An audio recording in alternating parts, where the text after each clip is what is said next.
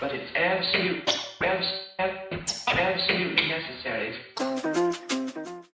The Appalachian Trail can be a great place to visit and see certain scenic routes and other things, but it can also be a place fraught and beset by many hidden dangers.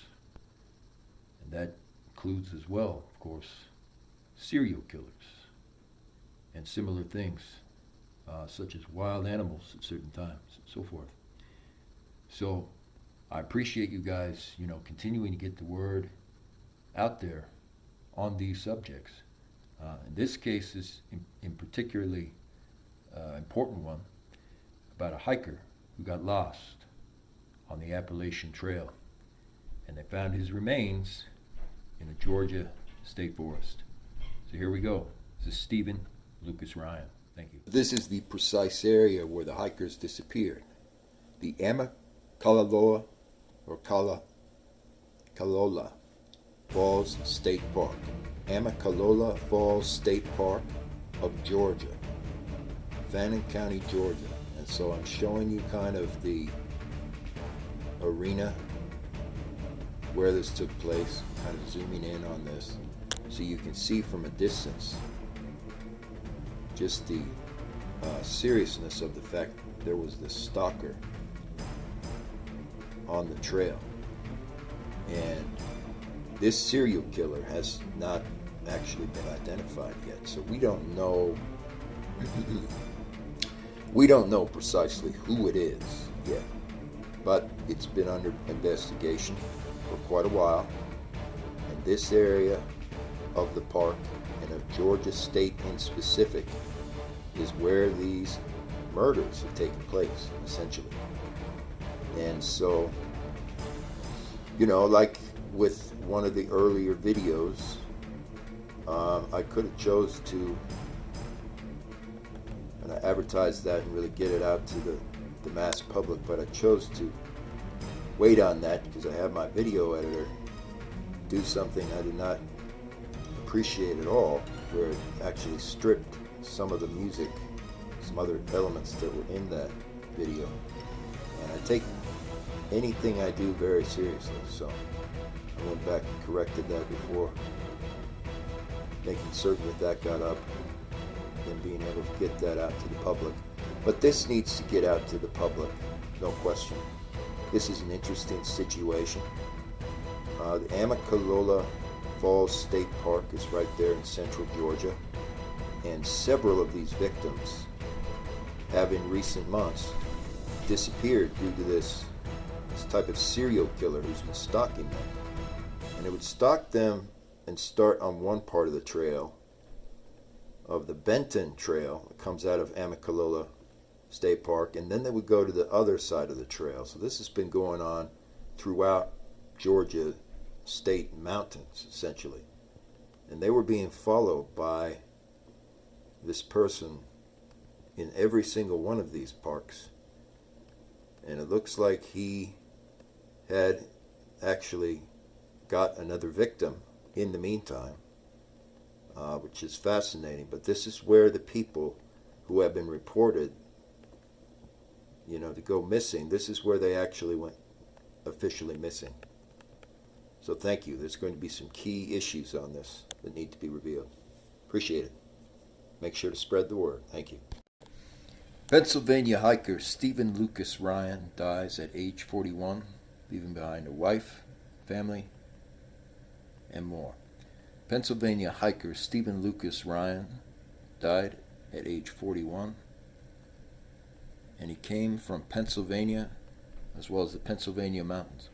Stephen Lucas Ryan was a hiker from Pennsylvania who was found deceased on January 21st, 2022 on the Benton MacKaye Trail of Springer Mountain, Georgia, part of the Appalachian Trail that runs throughout Georgia state. GBI identified the hiker found dead in Fannin County as the Pennsylvania man. The Georgia Bureau of Investigation has identified a hiker who was discovered deceased near a famous trekking path in North Georgia. According to the GBI, the individual is identified as Stephen Lucas Ryan, age 41, of Pennsylvania. The The GBI stated the identification was made with the help of the FBI and the National Missing and Unidentified Person System, but no further information about Ryan was revealed. We need your help identifying this man. Ryan's cause of death and whether or not foul play was suspected were not disclosed at the time. So this was right here at the Amicalola Falls State Park. So basically directly outside of the Amicalola Falls State Park is where this ends up taking place, directly on the Appalachian Trail. On March 31st, the state agency released a drawing of the man's face and sought the public's assistance. The GBI released images of the man's attire and equipment, including the hiking boots themselves. According to GBI, Stephen Lucas was age 41. However, we do not have information regarding his birth date, birthplace, or original parents. We will update this section soon with more. Stephen Lucas Ryan. He was an official professional hiker, and we do not have information related to what he did as a profession so far.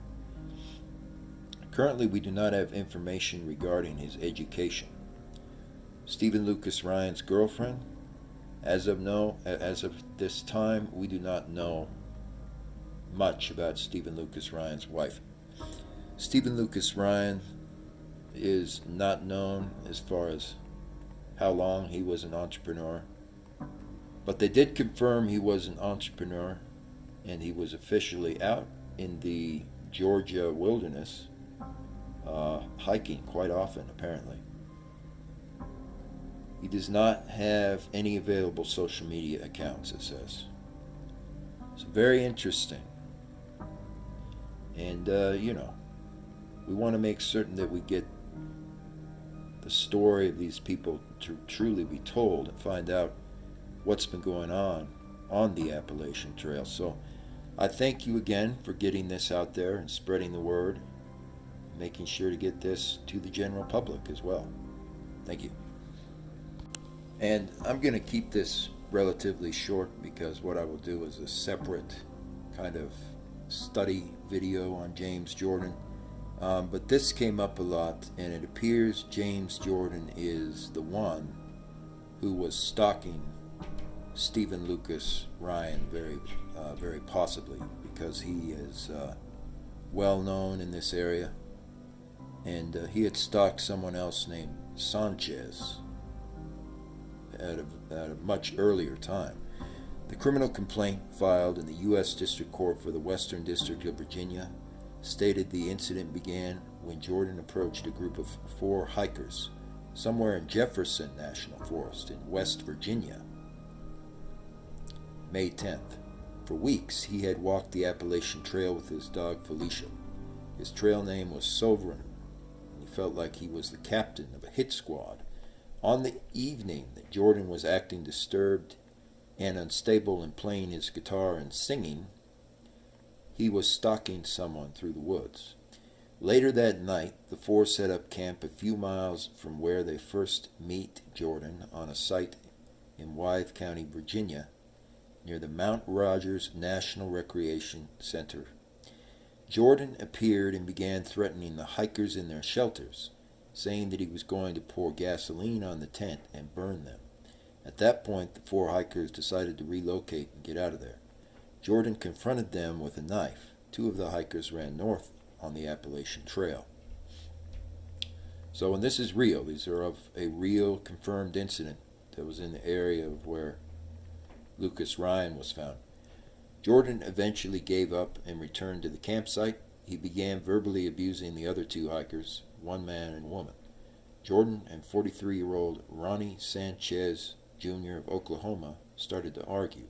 Sanchez tried to phone 911, and Jordan then started stabbing him. Sanchez had served 3 tours in Iraq in the U.S. Army. He had returned to the United States with PTSD as a result. He had the trail name Stronghold and told his ex-wife he had found peace and clarity on the trail.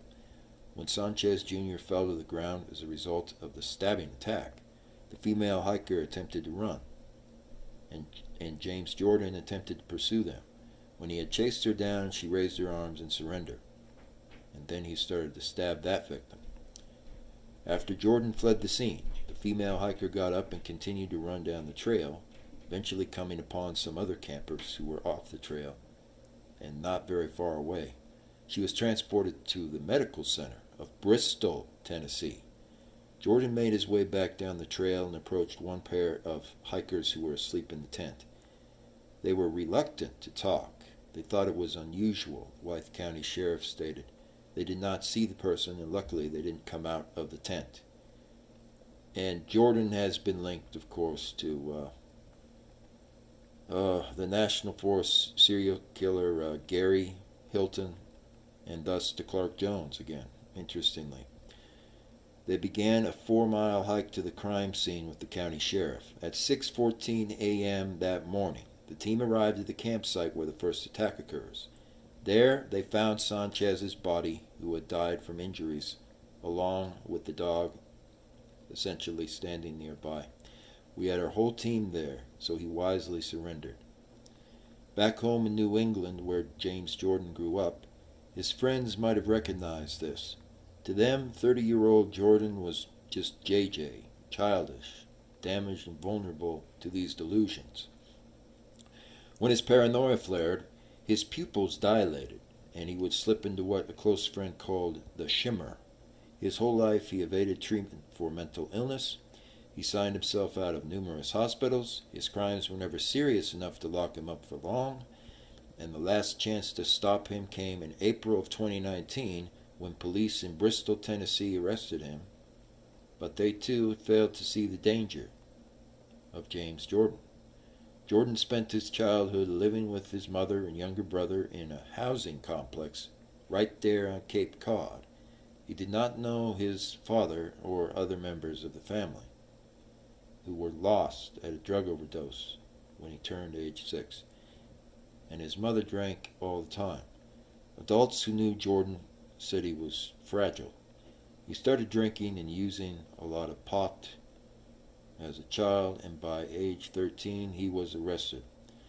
Neighbor Lynette Lopez could hear Jordan and mother Dale Wills fighting inside the apartment. Those who lived in the ring of squat brick and siding apartments where the family settled remember the screaming from behind door number 3.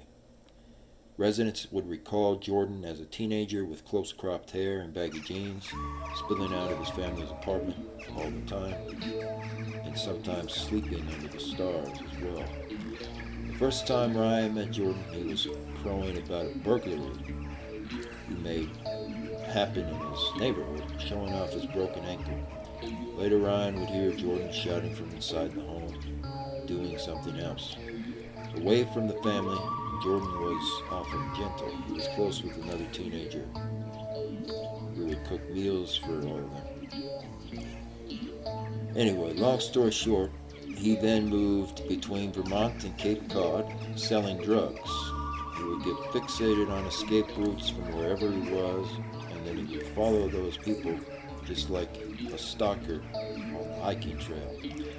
Like so many of Jordan's interactions, this was a nuisance call. People just asked him to leave. His longtime friend was Margaret Tynan, age 32, who found him walking down the street in Cape Cod with his pupils dilated, rambling incoherently. It was like he was speaking a different language. He stayed with Tynan and her ex-boyfriend, and she tried to soothe him about all the conspirators that were going to do experiments and things on him. So, anyway, it's interesting when you find out about this guy, because that confirms that there were several people like Jordan that were similar to that, who were, delusional, and they believed that somebody from some hospital or something was after them, trying to experiment on them with hallucinogenic drugs and all these different things. And it was proven, of course, that they were delusional, especially James Jordan was. But at the same time, they were definitely followed a couple of times by people from the state hospital just simply because they were dangerous. I guarantee that is true, especially when it comes to James Jordan. He was doing this across West Virginia, and it says Virginia State as well. So that's all that needs to be said about that. He believed that he was going to be taken into a special recruiting facility and things like that. And although that's happened, that's been known to happen, like it happened with Agent Orange, for example, all the way back in Vietnam, that doesn't happen with normal people, and it's very, very rare. And so, of course, James Jordan's case is just another case of very real delusion. But it was fascinating to read about their voyage. And he was confirmed to be behind the homicide of more than 7 people on this trail. So it sadly wouldn't surprise me if he was also one who was stalking, Stephen Ryan and some others, I'm certain. And it's sad, it's very tragic. So I encourage people to get this story really out there to the public so they can learn more about what's been going on with these people and see the problem that we have in our actual hiking trails like the Appalachian Trail. We sometimes are getting these types of people, and it's very tragic. It's also a failure on the part of our mental health facilities too, because I think if people were approached the right way who are like this, they probably wouldn't be able to be out there stabbing people at random and different things like that. I mean, I'm not saying that I know all the answers to that, but it definitely deals with the kind of the failure in our system of treatment too. So I appreciate it. Make sure to also get the word out about Stephen Lucas Ryan's case. I feel it deserves a lot more attention. Thank you. So, and I will include this as well, just for a moment. This this is a missing hiker that was found a few years earlier, far, far north of Georgia, who essentially was associated with Stephen Lucas Ryan. They knew each other, and she may have been a friend of his. And there's a little bit of information on her, but it's interesting. She came from Tennessee. The missing hiker, later found dead, kept an official journal of her ordeal when she went missing. The Appalachian Trail hiker, whose remains was discovered last year, survived 26 days after getting lost, and she kept a journal of her ordeal, but ultimately resigned herself to the idea she would not make it. Geraldine Largay, who was from Brentwood, Tennessee, hiked to higher ground in a failed attempt to get a cell phone signal and text messages sent to her husband and daughter, the documents show. When you find my body, please call my husband George Largay and my daughter Carrie, who was 66 years old at the time. It will be the greatest kindness for them to know that I am gone. Where you found me, and no matter how many years from now, please tell this story. The Maine Warden Service released more than 1,500 pages of documents on Wednesday in response to the Freedom of Access Act requested by media organizations including CBS. Largay, who went by the nickname Inchworm, got lost after leaving the trail on July 22, 2013.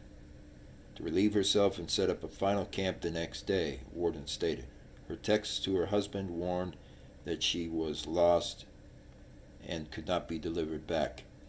After she missed a rendezvous with her husband, he reported her missing on July 24, 2013, setting off a massive search by the Maine Warden Service and the other agencies.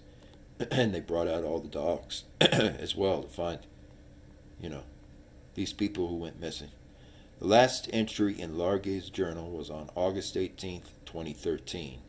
Her husband, George Largay, told wardens that the Appalachian Trail journey from Georgia to Maine's Mount Katahdin was a bucket list item for his wife at the time. She had started with a traveling companion earlier, but the other hiker left the trail because of a family emergency.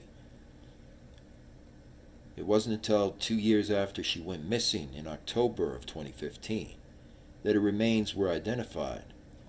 They were discovered 3,000 feet from the trail by a contractor conducting a forestry survey on property owned by the Navy in Redington. The property where Largay's body was recovered is part of a U.S. Navy survival skills training facility. Largay's tent was collapsed and her body was inside. The medical examiner determined she died of starvation. The items found with her included trail staples such as toothpaste, baby powder, first aid kits, cord wine, a pencil, pen, and paper trail map. But investigators were not really able to retrieve too much from the data. So, a very interesting aspect of this. And she came up a number of times, so, she knew Stephen Lucas Ryan directly. And it's quite sad, So, I appreciated you guys just getting this story out there, getting it out to the public. Let's put more attention on these missing person cases for sure. She was also a chef earlier in her life. She was a professional, contracting business person. She did a lot of work with people with interior design and things that are similar to that. And she loved to hike, and she loved to go out, on the trail, and she loved Brentwood, Tennessee, long before the summer wells issues came up. And so it's just, it's a tragedy.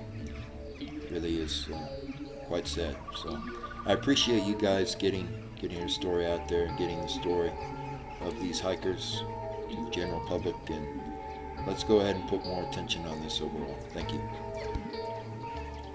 Central Georgia and Springer Mountain.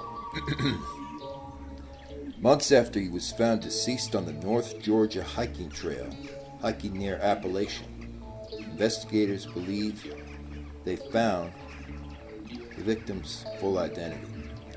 Blue Ridge, Georgia. Investigators have identified the man who was found dead on a North Georgia hiking trail in January. The man's deceased body was found on January 21st off of a part of the Appalachian Trail, which is known for very tough hikes.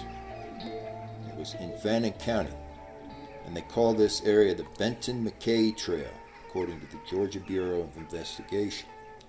In the April 18th update, the GBI stated the man has been identified as 41-year-old Stephen Lucas Ryan of Pennsylvania. Authorities stated Ryan was wearing a small gray t-shirt, a gray long-sleeve fleece shirt, tan Wrangler brand cargo pants, which are size 30 and 32, a gray wool pair of boot socks that are very rare, and Keen brand hiking boots.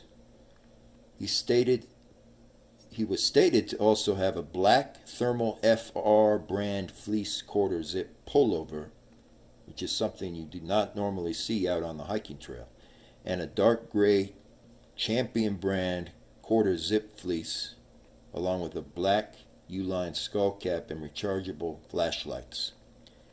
The belongings of the hiker were identified. The GBI has previously stated they believe he was a hiker directly on Springer Mountain, coming out of the Georgia State Park.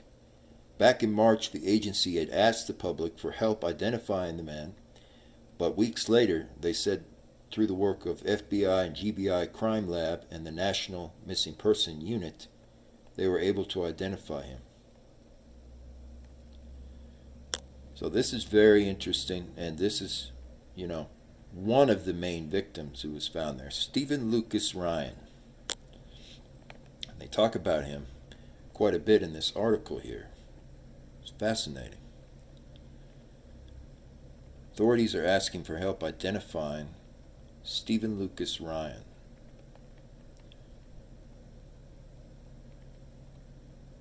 Images of his shoes and clothing have been released earlier after his body was found along the Appalachian Trail. The remains of Stephen Lucas Ryan were found on January 21st off the Benton MacKaye hiking trail of Fannin County, Georgia. A forensic artist created a sketch which is believed to be the hiker who was then visiting Springer Mountain on a family vacation. It was released to the public on Thursday in hopes that someone recognizes him and is able to provide a lot more information. The GBI stated the man was found wearing a small gray plaited t-shirt, gray fleece long sleeve, and tan Wrangler brand cargo pants. He had on black thermal FR brand fleece quarter zip pullovers and the Champion brand quarter zip fleece. The investigation was stated to be ongoing. Dog the Bounty Hunter, whose name is Dwayne Lee Chapman, was on the Appalachian Trail last year. Dog joined police and other officials in the search for Laundrie. Friends of Gabby Petito had begged Brian Laundrie to provide authorities with information on her whereabouts, and the Petito family lawyer later confirmed on September 21st that the body was identified as Gabby Petito's. Gabby's parents, Joe Petito and Nicole Schmidt, are suing Brian Laundrie's parents as well on this whole issue. So, this was another victim found along the Appalachian Trail. And it was in very recent times. It was like within the last couple of months. And it's quite a story on this guy. So thank you again for spreading the word and getting their story out there, and make sure to get it out to the general public. Thank you. Appreciate it. Till next time. JTC channel.